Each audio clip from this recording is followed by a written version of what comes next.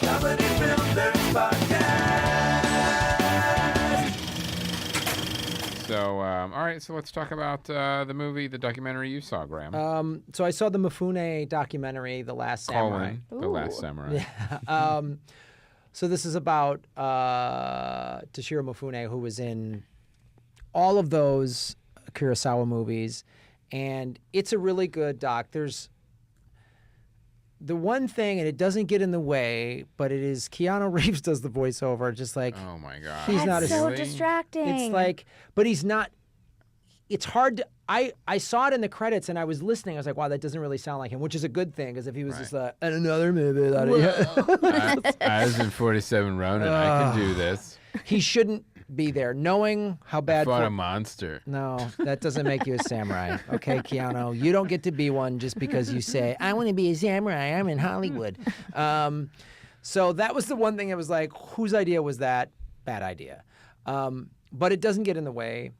And they do the... See, for me, it's already gotten in the way. Well, the director, Stephen Okazaki's a 7-feature film, right? So he's done the Light and Black Rain, The Destruction of Hiroshima and Nagasaki, did that in 2007.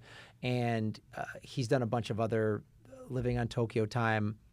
So he does a good job of, he gets great archival footage and stills to show the history of where, and it's stuff about Mifune I didn't know.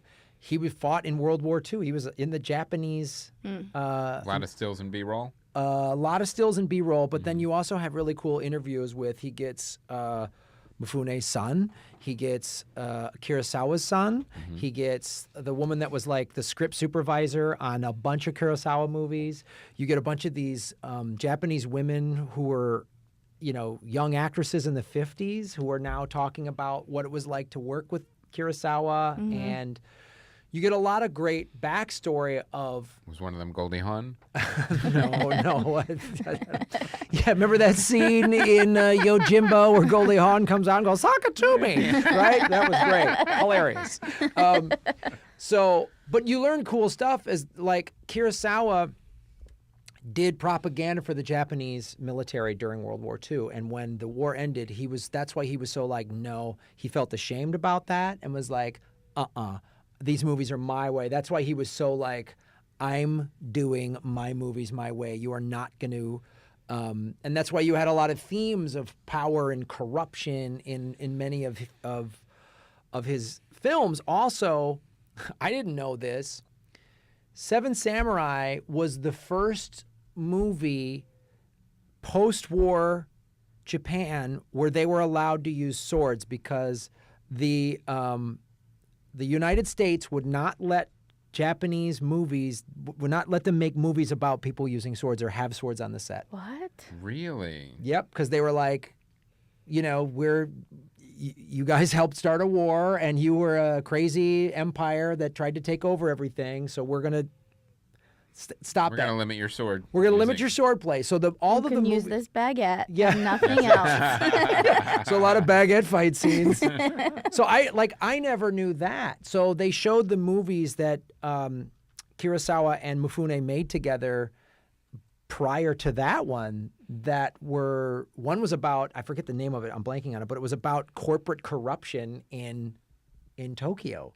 And fantastic. And Mifune became, he didn't want to be an actor, became a movie star. So then there's also really cool black and white photos of like Mifune, the movie star, with the slick back hair and the convertible from like the way movie stars were Right. portrayed back then, which was really cool. Those were the glamour shots. The glamour shots and him, and a lot of cool behind the scenes of like, he's in flip-flops and a cigarette with a Coca-Cola while in his samurai outfit, between takes or whatever, and playing cards. And you learned a lot of really, really cool stuff. It's an interesting doc for anybody, but obviously, if you like Kurosawa film or old samurai movies, you have to see this documentary. Was it on a streaming service? It was on a streaming service that does not pay us to say their name. So Okay. yes, I'll definitely check it out. I would check it out. It's a good, and it's like 82 minutes or something. Right. It's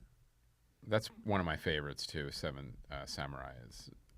I'll tell you. You know what? One that was underrated, I think, even though it was nominated, I think, for an Academy Award that I absolutely love was Twilight Samurai. Oh, that's You a great. love that? It's a great film. Yeah, that came out in 2003. I think it was the guy from The Last Samurai, that the Tom Cruise movie was in it. I forget that actor's name, but Ken Watanabe? no, the other guy, Ken Watanabe's like second in command in Last Samurai. He's the star of Twilight Samurai, which is another really good film. But yeah, this is a really cool doc. And it goes into, there's so much history in terms of how Tokyo was rebuilding after the war and how that influenced the film industry. And Toho Studios, there's a lot of history about Toho Studios because that's who Kurosawa worked for. So it was cool. All right. And if you can see White Light, Black Rain by the same director, that's an amazing documentary about Hiroshima and Nagasaki. Yeah. We'll check will that out. change your opinion on World these War all II and how it ended. Yeah. These are not all documentaries that No, he made, though. some of them He's- are. Okay. But that one, didn't that one get a nomination? I forget. White it's- Light, Black Rain. Yeah, I can look it up, but that was a while ago, so who knows? Yeah. But it's amazing. It's really if you don't cry at the end of it, or during it, you're a monster. Ooh, now I feel tested. Now it's a challenge. Yeah. All right. I'm gonna I cry am at the beginning. Circling that film. Yep. I shot first, getting handsome.